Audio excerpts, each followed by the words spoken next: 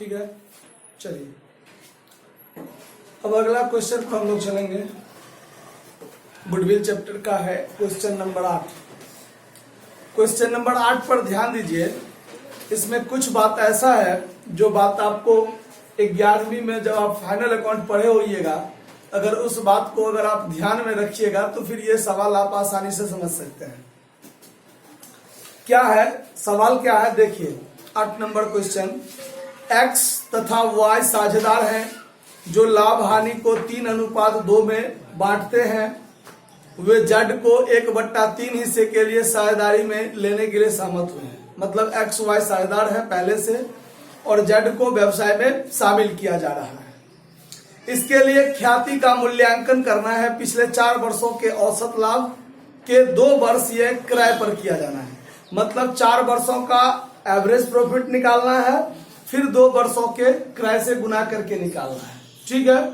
लेकिन लाभ जो होना चाहिए वो लाभ व्यवसाय के संचालन से संबंधित होना चाहिए। अगर कोई ऐसा लाभ या हानि अगर शामिल हो गया है जो व्यवसाय के संचालन से नहीं है, कहीं बाहरी से है और सामान्य रूप से है, तो वैसा नहीं होना चाहिए। हानि भी व्यवसाय के संचालन से संबंधित होना चाहिए। ठीक है। इसमें ध्यान दीजिए क्या कहता है कि पहला साल जो आपका 31 मार्च 2016 को खत्म हो रहा है उसमें 1.5 लाख प्रॉफिट है, कोई एडजस्टमेंट नहीं है, तो ठीक है, मान्य है बात। 31 मार्च 17 को लाभ है 1,20,000, तो वो भी सही है, उसमें भी कोई एडजस्टमेंट नहीं है। 31 मार्च 2018 को 1,80,000 का लाभ है, इसमें भी कोई एडजस्टमेंट नहीं है, तो ठीक है। उसके बाद 31 मार्च 2019 को जो हुआ है चौथे वर्ष में, सवाल कह रहा है कि 1,70,000 लॉस है। 1,70,000 क्या है? लॉस है। तो लॉस भी व्यवसाय के संचालन से होना चाहिए। इसमें एडजस्टमेंट क्या है वो देखिए कि 1 अप्रैल 2018 को 50,000 की लागत की एक मोटर बाइक खरीदी, इसे यात्रा व्यय खाते में डेबिट कर दिया गया और इस पर 20% ह्रास लगाया जाना है। बात पर ध्यान दीजिए। तो 31 मार्च 2019 को जो वर्ष क्लोज हो रहा है वो वर्ष शुरू हुआ होगा 1 अप्रैल 2018 को, इसमें तो कोई दिक्कत नहीं। अच्छा, ट्रैवलिंग एक्सपेंस जो है, ट्रैवलिंग एक्सपेंस पीएल के डीआर में जाता है। ध्यान कीजिए फाइनल अकाउंट। ट्रैवलिंग एक्सपेंस जो है यात्रा व्यय, ये पीएल के डेबिट में जाता है। और ये जो हमने मोटर बाइक खरीदी है ये हमारा फिक्स एसेट्स है, तो ये फिक्स एसेट्स पीएल के डेबिट में तो नहीं जाना चाहिए, क्योंकि मोटर बाइक को ट्रैवलिंग एक्सपेंस में डेबिट कर दिया गया, मतलब डाल दिया गया। इसका मतलब है कि हम फिक्स खर्चा किए फिक्स एसेट्स में, और उस खर्चा को हम, मेरा फिक्स एसेट्स खरीदने वाला भी है, हमने फिक्स एसेट्स खरीदा है, तो ये फिक्स एसेट्स बैलेंस शीट में जाना चाहिए, न कि पीएलडीआर में। और ट्रैवलिंग एक्सपेंस के खाते में डाल करके उसको पीएलडीआर में कर दिया गया, जिसके कारण हमारा खर्चा ज्यादा बढ़ गया होगा। बात पर ध्यान दीजिए, खर्चा क्या हुआ होगा? ज्यादा बढ़ गया होगा। अब स्वाभाविक बात है, खर्चा ज्यादा बढ़ने से हमारा हानि बढ़ गया होगा। एक तो हानि हुआ है और खर्चा बढ़ गया, जिसके कारण हमारा हानि क्या हुआ होगा? बढ़ गया होगा। इसका मतलब 1,70,000 जो हानि है वो हानि वास्तव में हमारा हानि उतना नहीं होगा। इसका मतलब 50,000 का बाइक जो हमने फिक्स एसेट्स के रूप में खरीदा, उसको हम पीएलडीआर में डाल दिए, तो उसको उसमें से हम निकाल लेंगे। इसका मतलब हमारा हानि वास्तव में 1,20,000 ही होगा। आया बात समझ में? हमारा हानि कितना होगा?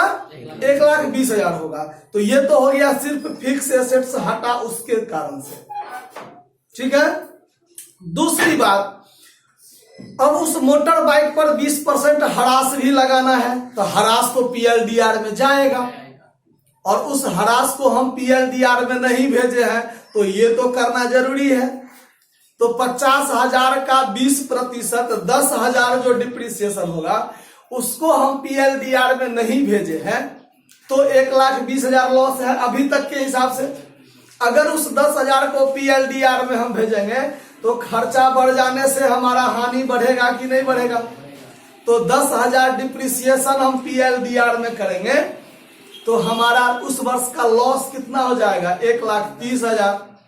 1,30,000 देखिए 1,70,000, दो गो काम है इसमें। 1,70,000 का जो लॉस है, उस लॉस में से पहले आप 50,000 जो बाइक खरीदे और उसको खर्चा मानकर PLDR में डाल दिए, तो पहले तो उसको आप उसमें से निकाल लीजिए। तो उस खर्चा को यदि हम कम कर देंगे तो हमारा घाटा घट जाएगा, घाटा लॉस हमारा कम हो जाएगा।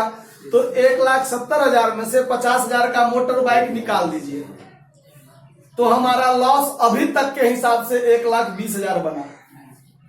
आया बात समझ में। उसके बाद उस मोटर बाइक पर हमने डिप्रिसिएशन भी तो नहीं लगाया है। अब उस पर डिप्रिसिएशन यदि हम लगाएंगे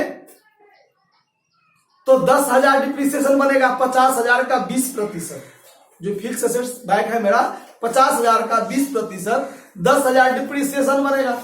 तो वो डिप्रिसिएशन को यदि हम PLDR में चार्ज करेंगे तो हमारा, अब खर्चा डेबिट में करेंगे तो हमारा घाटा बढ़ेगा कि नहीं बढ़ेगा। तो घाटा को बढ़ा देंगे 10,000 से तो हमारा घाटा कितना हो जाएगा, 1,30,000 हो जाएगा।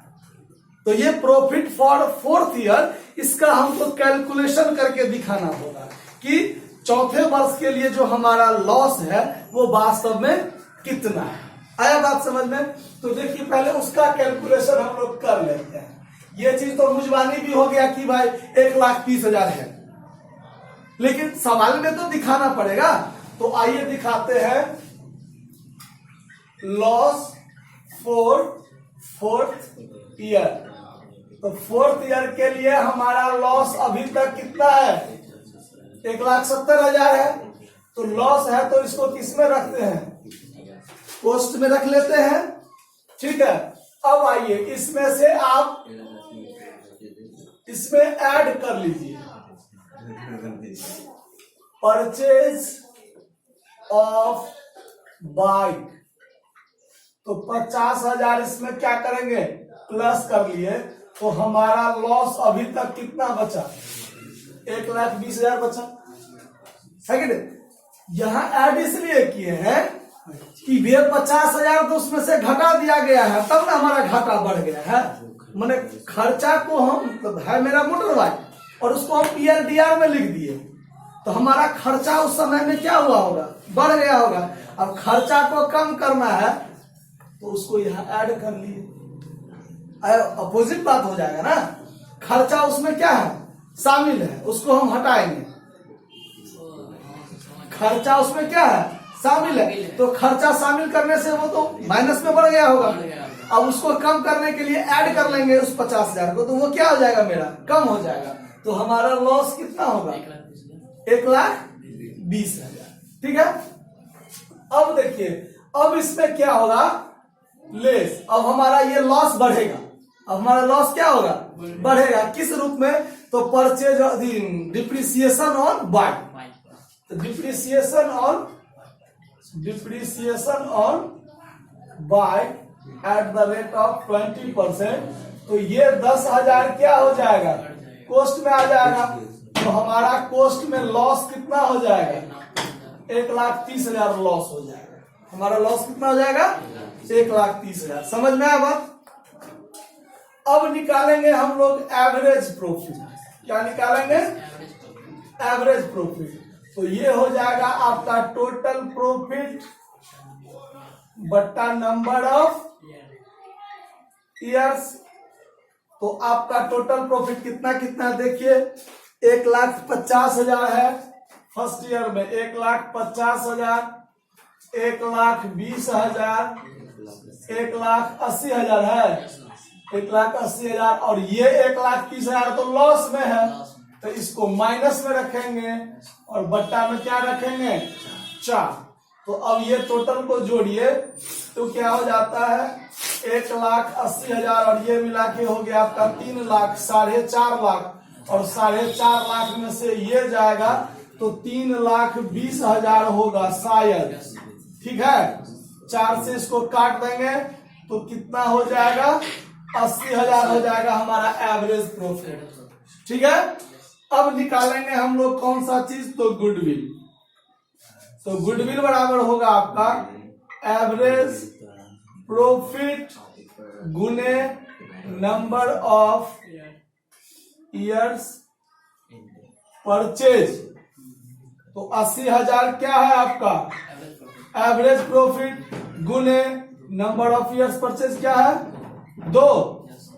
तो ये गुना करके हो गया आपका 1,60,000। इसमें कोई दिक्कत, तो आपको ये समझ में आ गया, ये बात समझ में आया ना, इसमें कोई दिक्कत नहीं ना। चलिए अगर कोई दिक्कत हो तो बात कर लीजिएगा।